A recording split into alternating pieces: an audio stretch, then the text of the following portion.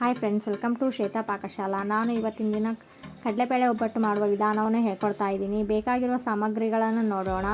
ಅರ್ಧ ಕೆ.ಜಿ ಕಡಲೆಬೇಳೆ ತೊಗೊಂಡಿದ್ದೀನಿ, ಅರ್ಧ ಕೆ.ಜಿ ಬೆಲ್ಲ ತೊಗೊಂಡಿದ್ದೀನಿ, ಸ್ವಲ್ಪ ಜಾಸ್ತಿ ಇದೆ. 1/4 ಕೆ.ಜಿಯಷ್ಟು ಮೈದಾ ಹಿಟ್ಟು ತೊಗೊಂಡಿದ್ದೀನಿ. ಇದಕ್ಕೆ ರವೆ ಕೂಡ ಸೇರಿಸ್ಬೋದು, ಚಿರೋಟಿ ರವೆ. 2 ಸ್ಪೂನ್ ಗಸಗಸೆ ತೊಗೊಂಡಿದ್ದೀನಿ. 6ರಿಂದ 7 ಏಲಕ್ಕಿ ತೊಗೊಂಡಿದ್ದೀನಿ. 1 ಬೌಲಷ್ಟು ಒಣ ಕೊಬ್ಬರಿ ತೊಗೊಂಡಿದ್ದೀನಿ, ತುರ್ಕೊಂಡಿದ್ದೀನಿ. 1/4 ಸ್ಪೂನಷ್ಟು ಅರಿಶಿನ ತೊಗೊಂಡಿದ್ದೀನಿ. ಒಬ್ಬಟ್ಟಿಗೆ ತುಪ್ಪ ಬೇಕಾಗುತ್ತೆ, ಅದಕ್ಕೋಸ್ಕರ ಅರ್ಧ ಬೌಲಷ್ಟು ತುಪ್ಪ ತೊಗೊಂಡಿದ್ದೀನಿ. 1 ಬೌಲಷ್ಟು ಎಣ್ಣೆ ತೊಗೊಂಡಿದ್ದೀನಿ. ಮಾಡುವ ವಿಧಾನ ನೋಡೋಣ. ಒಂದು ಪಾತ್ರೆಗೆ ಮೈದಾ ಹಿಟ್ಟನ್ನು ಹಾಕ್ಕೊಂಡು ಇದಕ್ಕೆ ಚಿರೋಟಿ ರವೆನೂ ಹಾಕ್ಕೋಬೋದು. ನಾನು ಇಲ್ಲಿ ಬರೀ ಮೈದಾ ಹಿಟ್ಟು ತೊಗೊಂಡಿದ್ದೀನಿ. 1/4 ಸ್ಪೂನಷ್ಟು ಅರಿಶಿನ ಹಾಕ್ಕೋಬೇಕು. ಯೆಲ್ಲೋ ಕಲರ್ ಬರುತ್ತೆ, ತುಂಬ ಚೆನ್ನಾಗಿ ಬರುತ್ತೆ ಒಬ್ಬಟ್ಟು ಅರಿಶಿನ ಹಾಕ್ಕೊಂಡ್ರೆ. 1 ಚಿಟಿಕೆಯಷ್ಟು ಉಪ್ಪು ಹಾಕ್ಕೋಬೇಕು.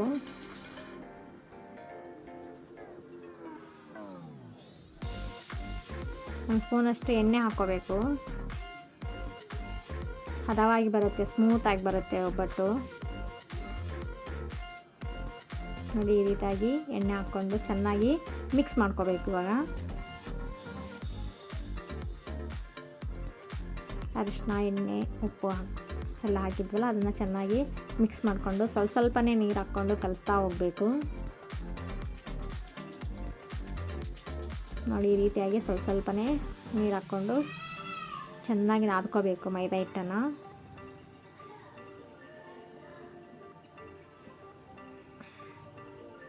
ಈ ರೀತಿಯಾಗಿ ಕಲಿಸ್ತಾ ಹೋಗಬೇಕು. ನಾವು ಎಷ್ಟು ಚೆನ್ನಾಗಿ ನಾದ್ಕೊಂಡಿರ್ತೀವಿ ಕಣಕನ, ಅಷ್ಟೇ ಸಾಫ್ಟಾಗಿ ಹೋಳಿಗೆ ರೆಡಿ ಆಗುತ್ತೆ. ನಾವು ಮಾಡುವಂಥ ಕಣಕದ ಮೇಲೆ ಡಿಪೆಂಡು ಹೋಳಿಗೆ ಬರೋದು.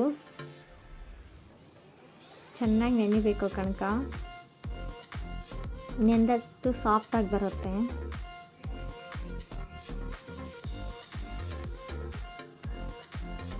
ನೋಡಿ, ಕಣಕ ರೆಡಿ ಆಗ್ತಾಯಿದೆ. ನೋಡಿ, ಈ ರೀತಿಯಾಗಿ ಚೆನ್ನಾಗಿ ನಾದ್ಕೋಬೇಕು.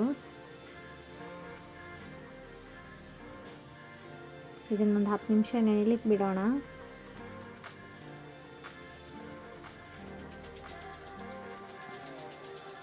ಎಣ್ಣೆ ಹಾಕ್ಬಿಟ್ಟು ಚೆನ್ನಾಗಿ ನೆನೆಲಿಕ್ಕೆ ಬಿಡೋಣ ಒಂದು 10 ನಿಮಿಷ.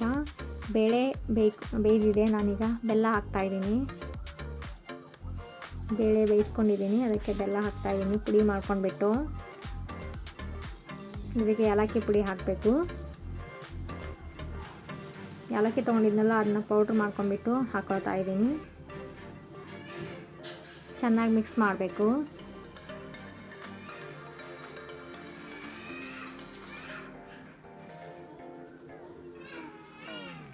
ಮಿಕ್ಸ್ ಮಾಡಿ ಒಂದು 2 ನಿಮಿಷ ಬೇಯಲಿಕ್ಕೆ ಬಿಡೋಣ. ಬೆಲ್ಲ ಹಾಕಿದ್ವಲ್ಲ, ಅದು ಎಲ್ಲ ಕಡೆ ಮಿಕ್ಸ್ ಆಗಬೇಕು ಬೇಳೆ ಜೊತೆ.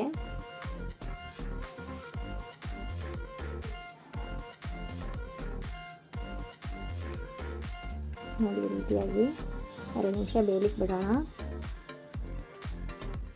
ಬೇಳೆ ಚೆನ್ನಾಗಿ ಬೇಯಿದೆ ನೋಡಿ. ಬೆಲ್ಲ, ಬೇಳೆ, ಏಲಕ್ಕಿ ಪೌಡ್ರ್ ಗಮ್ ಅಂತಿದೆ. ಇದನ್ನು ಇವಾಗ ರುಬ್ಕೊಂಬರೋಣ ನುಣ್ಣಗೆ.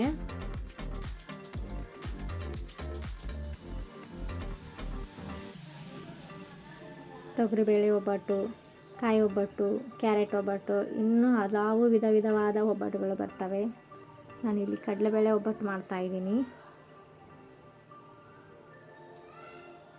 ನೋಡಿ, ಎಷ್ಟು ಚೆನ್ನಾಗಿ ಹೂರಣ ರೆಡಿಯಾಗಿದೆ. ನೈಸ್ ಆಗಿರಬೇಕು ಹೂರಣ, ತುಂಬ ಚೆನ್ನಾಗಿ ಬರುತ್ತೆ ಒಬ್ಬಟ್ಟು.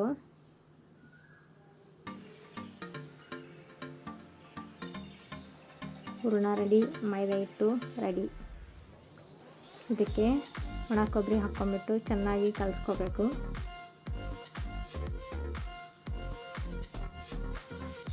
ನೋಡಿ, ಒಣ ಕೊಬ್ಬರಿ ಹಾಕ್ಬಿಟ್ಟು ಈ ರೀತಿ ಮಿಕ್ಸ್ ಮಾಡಿಕೊಂಡು ಒಬ್ಬಟ್ಟು ಮಾಡೋಣ.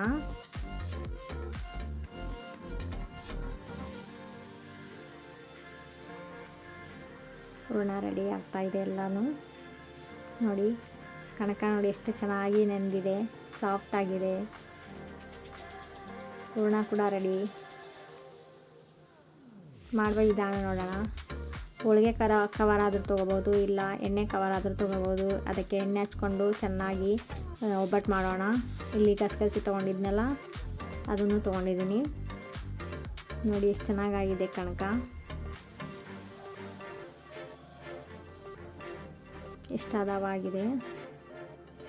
ಎಣ್ಣೆ ಹಚ್ಕೊಂಡ್ಬಿಟ್ಟು ಇದನ್ನು ಸ್ವಲ್ಪ ತೀಡ್ಕೊಬೇಕು, ಅಥವಾ ಕೈಯಿಂದನೂ ಮಾಡಿದರೆ ತುಂಬ ಚೆನ್ನಾಗಿ ಬರುತ್ತೆ. ನಾನು ಇಲ್ಲಿ ಹತೋಟಿ ತೊಗೊಂಡು ಮಾಡ್ತಾಯಿದ್ದೀನಿ.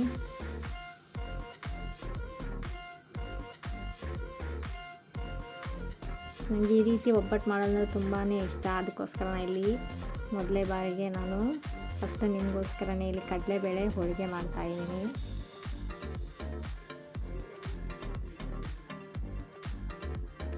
ಈ ರೀತಿ ಹೂರ್ಣವನ್ನು ಒಳಗಡೆ ಇಟ್ಕೊಂಡು ಮಿಡ್ಲಲ್ಲಿ ಇಟ್ಕೊಂಡು ಅದನ್ನ ಕವರ್ ಮಾಡ್ಕೋಬೇಕು.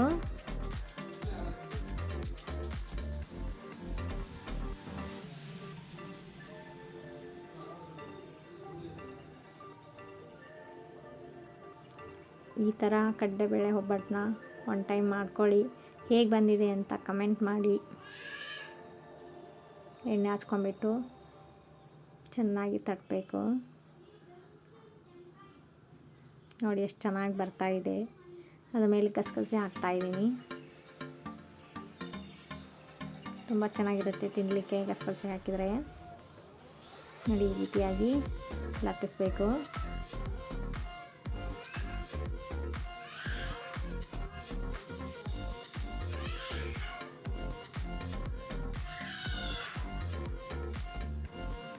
ಇದೇ ರೀತಿಯಾಗಿ ಎಲ್ಲ ಹೋಳಿಗೆಗಳನ್ನು ರೆಡಿ ಮಾಡ್ಕೋಬೇಕು.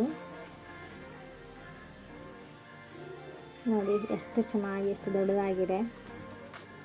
ತವಾ ಕಾದಿದೆ, ಎಣ್ಣೆ ಹಾಕಿಬಿಟ್ಟು ಬೇಯಿಸ್ಕೊಳ್ಳೋಣ.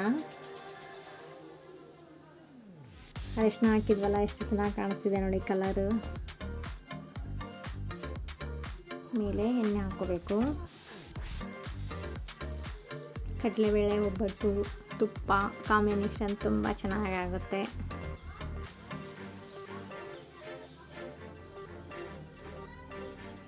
ನೋಡಿ ಈ ರೀತಿಯಾಗಿ ಲೋ ಫ್ಲೇಮ್ ಇಟ್ಕೊಂಡು ಬೇಯಿಸ್ಕೊಳ್ಳೋಣ.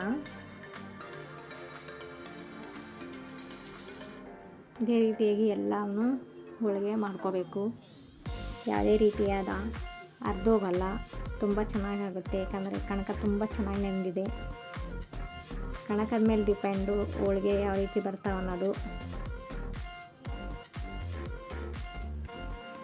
ನೀವು ಮಾಡ್ತಕ್ಕಂಥ ಹೋಳಿಗೆಗಳ ಹರಿದೋಗಿದ್ರೆ, ನಾನಿಲ್ಲಿ ಎಣ್ಣೆ ಹಾಕ್ಕೊಂಡಿದ್ನಲ್ಲ ಕಲಿಸ್ಬೇಕಾದ್ರೆ ಆ ರೀತಿ ಎಣ್ಣೆ ಉಪ್ಪು ಅರಿಶಿನ ಹಾಕ್ಕೊಂಡು ಚೆನ್ನಾಗಿ ನಾದ್ಕೊಂಡ್ರೆ ಈ ರೀತಿಯಾಗಿ ಬರುತ್ತೆ, ಹರಿದೋಗಲ್ಲ.